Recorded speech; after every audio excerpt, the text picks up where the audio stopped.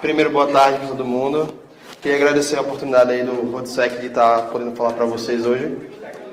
E eu queria dizer que a minha palestra mudou um pouquinho desde essa descrição, devido aos fatos mais recentes, né? Acabei pegando um viés mais atual em relação a essa questão do sequestro de dados mesmo. Então, hoje a gente vai falar um pouquinho aí do sequestro de dados, né? Como se proteger. Primeiro, para a gente poder falar desse tema, é importante que a gente defina o que realmente a gente está falando, né? O que vem a ser o tal do ransomware, né? O que seria? Basicamente, o ransomware é um tipo de malware que ele cobra resgate. O ransom, que tem ali no começo, significa resgate. Então, é por isso que ele se denomina desse jeito. Daí, o ransom, ele começou mais ou menos nos anos 80, tipo, muito tempo atrás, né? Então, o primeiro deles conhecido foi o Aedes Trojan, que ele já fazia o que os malwares de hoje em dia, os ransomwares de hoje em dia fazem, de ficar criptografando os dados, de você não conseguir acessar o seu computador e te pedir alguma coisa em troca.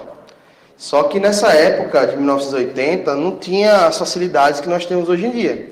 Por exemplo, a gente não tinha o tal do Bitcoin, né? A criptomoeda aí que ajuda que você receba os valores sem precisar ser rastreado, sem ser rastreado de alguma forma. Então, acabou que nessa época dos 80 era assim, ó, era tipo DOS, né? Então, não tinha como ele conseguir ter uma abrangência muito grande, até porque não existia muita máquina pessoal e muita máquina conectada naquela época, né? Como tem hoje, e muito menos tinha como conseguir esse dinheiro, né? Então, hoje em dia, a gente já tem essa questão do Bitcoin que acaba facilitando o trabalho, vamos dizer assim, né, da galera que está querendo utilizar o ransomware. Quais são os principais alvos desse tipo de ataque? Geralmente, hospitais, polícia, bombeiros, indústria, governo e indivíduos. Tá todo mundo aí, né? Tá. Mas principalmente esses 4 primeiros. Por quê? São instituições que têm muitas informações importantes e que geralmente não têm uma segurança muito, vamos dizer assim, avançada. Por exemplo, você não vai querer que o hospital HGE tenha lá uma equipe de TI com segurança da informação super especializada para poder mitigar esse tipo de coisa. Então, como eles sabem que a informação é muito importante, mas não tem tanta segurança, eles acabam usando como alvo esse tipo de local. Então, quais são os tipos de ransomware? A gente tem o Crypto Ransomware, que começou em 2005, que ele, como diz o nome, ele utilizava criptografia para criptografar os dados ou arquivos ou o que fosse do usuário. Começou em 2005. Daí a gente tem o Locker Ransomware, que é aquele que trava o computador, que não deixa você acessar as informações de alguma forma também, mas não necessariamente vai criptografar. Daí a gente tem o Police Ransomware, que é esse aqui que vocês estão vendo. Tem o laser, né? Que é esse aqui que vocês estão vendo. Que ele dava essa tela aí do FBI dizendo para você que o seu computador... Traz para cá? Aqui tá bom? Sim. Dizendo que você tinha suas informações, você tinha algum software pirata ou alguma coisa assim, tentando enrolar você de alguma forma, para fazer com que você pagasse para poder ter acesso novamente à sua máquina. Até a gente chegar no CryptoLocker, né? Que é o que se usa hoje em dia. CryptoLocker Ransomware, né? Que nós temos um exemplo muito atual, né? Que é o nosso WannaCry, que eu vou falar daqui a pouco. O CryptoLocker, como é que ele faz? Ele usa criptografia. Todo mundo aqui, pelo menos eu acho que a maioria já conhece sobre criptografia, então eu não vou me ater a isso até por causa do tempo. Mas nesse caso, a criptografia acaba sendo um elemento-chave para esse tipo de ataque, né? Ela pega uma informação legível, torna legível e só vai ser legível novamente se você tiver aquela palavra-chave para poder voltar a informação. Tá? No caso do WannaCry, esse rapaz aqui, ele usa uma criptografia RSA 2048 bits assimétrica, certo? Isso quer dizer o quê? Para você tentar recuperar os seus dados, só para ter uma ideia, a DigiCert, que fala que um desktop caseiro demoraria apenas 6,4 quadrilhões de anos para poder quebrar essa criptografia. Então, assim, quando o cliente chega para você, pô, foi alvo agora de ransomware, dá para recuperar meus dados? É uma pergunta muito depende, né? Mas no geral a gente vai dizer que não. Então, alguns dados sobre o ransomware. A gente tem aqui um gráfico de 2016, ou seja, a gente não está considerando esse ano que já teve o ataque do WannaCry, mas foi o dado mais recente que eu achei, que houve um aumento de 2015 para 2016 de 752%, segundo a Trendmicro, no número de infecções por malware, por ransomware, no caso. Certo? E os tipos de arquivo que foram mais utilizados para isso em anexo de e-mail acabaram sendo esses aí que vocês estão vendo por mês, né? Certo? Geralmente é mais doc, XLS, arquivos de produção, arquivos do Office, geralmente com as macrozinhas marotas, né? Que eles acabam utilizando para fazer com que a máquina seja infectada. Daí, falando propriamente do WannaCry, que foi agora esse incidente aí de segurança, né? Que muita gente amou, né? Porque ele acabou dando uma visibilidade maior para segurança da informação nas empresas, né? Muitas empresas foram afetadas, em muitos lugares, deu uma publicidade muito grande. Então acabou que o tema acabou ficando pertinente. Quando o WannaCry se estourou, a gente viu aí que até as pessoas que são leigas, que não trabalham na área, acabaram se envolvendo um pouco com a questão da segurança da informação. Então, falando dele, o WannaCry na verdade não é o WannaCry, né? O nome dele é WannaCrypt, né? Aí foi no dia 12 de maio que ele teve o seu spread aí, né, pelo mundo. Ele teve uma grande diferença assim, em relação aos outros ransomwares, que ele se alastrou em forma de worm, né? Então ele tinha replicação aí por todos os lugares, então ele conseguiu atingir uma grande quantidade de hosts. O que é que ele fazia? Ele procurava e encriptava 136 tipos diferentes de extensão e botava lá no lugar de PPT ou doc, o que for, e colocava .wcry, certo? Aí ele exigia de você um pagamento de 300 a 600 dólares em até 3 dias para poder descriptografar os seus arquivos. Daí, ele, como eu falei, infectou mais de 300 mil computadores em 150 países. E os mais afetados foram a Rússia, Ucrânia, Taiwan, Índia e o Brasil foi o quinto, certo?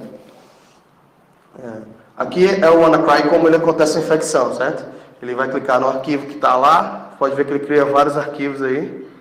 Aí ele já começa a criptografar, daqui a pouco ele vai, dando spoiler, né? Mudar o papel de parede aí, para vocês verem. Demora um pouquinho. Mas ele troca. Ou então o vídeo parou, né? Não sei não. Aí, trocou o papel de parede, dizendo que os seus arquivos serão criptografados e tudo mais.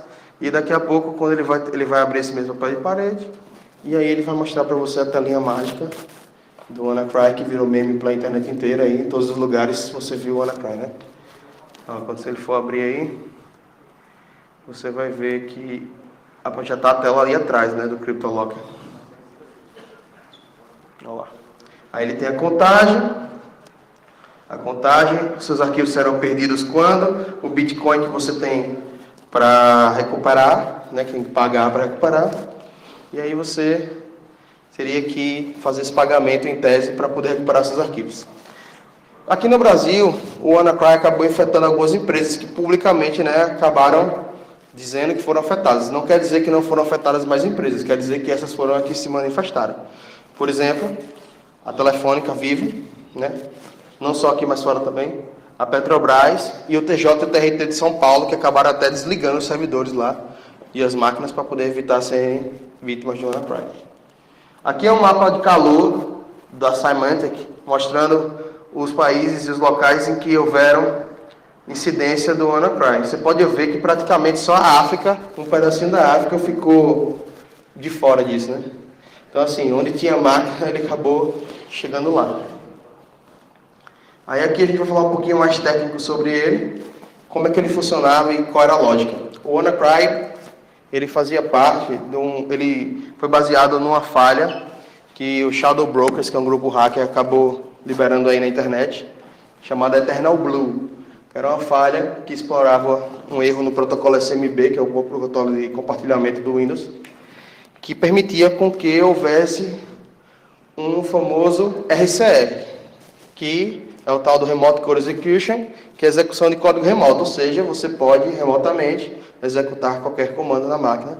E nesse caso você tinha permissão de superusuário, de administrador, o que acaba sendo mais perigoso ainda. Não é isso? Então, essa falha ela foi reportada no CVE 2017/0144, isso em março, ou seja, 2 meses antes praticamente do WannaCry. Só que a gente sabe que a atualização não é uma coisa que o administrador gosta muito de fazer, né? Deixar lá que o sistema está funcionando, se for atualizar vai dar bronca. Então, não foi feita essa atualização. A Microsoft até lançou um patch, né, como eu falei, que é esse MS 1710, em março, e depois do WannaCry ter se alastrado, ela acabou fazendo uma coisa que ela não faz corriqueiramente, que foi lançar um patch para o Windows XP, porque ela não dá mais suporte de segurança no XP há muito tempo. Só que ela viu que o negócio estava tão sério que ela acabou lançando esse patch de segurança também para o Windows XP. Certo? Aí teve a questão dos salvadores do WannaCry, a galera que parou o WannaCry, os heróis, que foram esse Marcus Hutchins e o Daniel Russ, que são pesquisadores de segurança, né, em Londres, se não me engano, exatamente isso. Então, eles estavam analisando o código e viram que o código, ele acabava tentando se conectar a um domínio, só que esse domínio não existia, que era esse domínio aqui, né, esse gewa.com. Aí ele resolveu registrar esse domínio, gastou $10 e acabou que quando ele registrou isso, sem querer, ele acabou ativando o tal do kill switch, né, o botão de autodestruição, vamos dizer assim, o que pararia a infecção, e acabou sendo considerado aí pela galera o salvador, mas ele mesmo falou que foi por coincidência, não foi porque ele sabia que estava fazendo nem nada, foi uma questão de coincidência. E assim, vamos pensar que o pessoal do WannaCry ainda foi bacana que botou esse negócio, né? Que não precisava ter colocado isso, né? Mas tudo bem. Aí aqui é o tal, uma camisa que diz: eu sobrevivi ao WannaCry, eu uso Linux. Tipo, a galera aqui do Linux, né? Diz, nem aí, né? Esse negócio de WannaCry, não uso Windows. Só que o problema é que a gente teve o nosso amigo SambaCry, certo? O SambaCry, ele também era uma falha no Linux que já tinha 7 anos que estava no Linux, certo? No Unix, no Linux, que se chama. Que afetava o Samba, da versão 3.5 até a versão 4.4.1.4. Isso quer dizer o quê? O que é o Samba? Para quem não conhece, é a mesma coisa da CMB. Ele também faz compartilhamento, né, dentro do sistema, só que no caso é no Linux. Aí, isso foi reportado nesse CVE 2017-7494. E o que ele fazia? Ele permitiu o upload, né, via biblioteca compartilhada, que estressava o servidor, permitindo privilégios como root, ou seja, superusuário também, permitindo que você fizesse o que você quisesse na máquina. Tudo bem que você pode dizer para mim, o SambaCry não necessariamente é ransomware, porque não existe um ransomware específico para usar essa falha. Mas, de qualquer forma, também, se quisesse ter sido feito, poderia ter sido feito, porque tem como fazer, tranquilamente. Certo? Para o SambaCry funcionar a infecção do SambaCry, vamos dizer assim, você teria que ter o SMBD, que é o serviço de daemon do SMB rodando, numa porta acessível, certo? Teria que estar de frente para a internet, vamos dizer assim, né? Não tem como acessar de outra forma. O NT Pipe Support tem que estar habilitado no SMB Conf, só que o problema vem por padrão ativado, então se você nunca tirou isso, você já estava vulnerável, estava avançando na versão. E também ter acesso a um compartilhamento com permissão escrita. Então, assim, é fácil, mas não é fácil. Você não é tão simples assim de você conseguir explorar essa falha, certo? Aí, vamos falar um pouquinho sobre o presente e o futuro do ransomware. Aí que tá. Quando a gente fala de TI, a coisa é tão rápida que eu fiz essa palestra, tipo, essa apresentação aqui na quinta ou na quarta e já mudou, né? Mas a gente vai falar. A gente ia falar para vocês do Eternal Rocks. O Eternal Rocks é uma versão tipo modificada do WannaCry, que ele não usa só um tool, como é o Eternal Blue. Ele utiliza 7 ferramentas diferentes da NSA que foram vazadas, né, pelo Shadow Brokers. Só que a gente acabei de descobrir que já tem o Fireball Flame agora, que já é uma nova falha, que o Fireball Flame ele não é necessariamente ransomware, ele é um adware que também permite, né, acesso. Mas a coisa você vê que é tão dinâmico que a gente fala aqui, amanhã que eu estou falando já é outra coisa e aí vai indo. Mas é importante você saber o conceito do que é o ransomware e tal, e você não ficar se atendo só a um determinado É um fator que aconteceu. E o futuro seria o IoT, né? Que é a Internet of Things, que é a internet das coisas. Então, hoje a gente só tem praticamente ransomware em dispositivos como computadores, né? Laptops e tudo mais. Só que a gente sabe que hoje tudo vira host, né? Seu micro-ondas, sua geladeira, seu relógio, seu carro, está tudo conectado. Então, uma foto como essa aqui é meme hoje, mas isso aqui não vai ser uma coisa tão distante do futuro, não, porque em breve, com tudo conectado, não vai ser uma tela do WannaCry que vai aparecer no seu micro-ondas, mas o cara pode simplesmente travar o seu micro-ondas, não deixar ele funcionar, não deixar você entrar no seu carro, sei lá, tudo é possível, né? Está conectado, vulnerabilidade a gente sabe que existe, né? Então, essa aí é o futuro do que pode acontecer com os ransomwares. Vamos fazer algumas reflexões aqui em relação ao WannaCry e ao ransomware. Vocês podem notar que houve uma mudança no perfil dos cybercriminosos. Até um tempo atrás, vamos dizer assim, os atacantes cybercriminosos, eles tinham muita intenção de conseguir acesso às máquinas para conseguir informações privilegiadas e vender essas informações de alguma forma para obter lucro, ou então por cyberativismo, cyberterrorismo, o que fosse. Só que hoje em dia o mercado do cybercrime está muito focado no financeiro, muito focado no dinheiro. E eles viram que o ransomware é uma ótima forma de você conseguir dinheiro com isso. Por quê? Porque as empresas que eles atacam, ou então as instituições que eles atacam, não têm tanta segurança assim implementada, então fica fácil de você conseguir ter acesso às informações. E além disso, a gente sabe que hoje a informação é o principal ativo das empresas, né? Temos empresas aí que praticamente vivem disso. Então, se ele consegue ter um acesso desse, acessar uma vulnerabilidade, criptografar um dado desse e conseguir pedir dinheiro por isso, vai ter gente que vai pagar. E se tem gente que vai pagar, né, é um negócio rentável.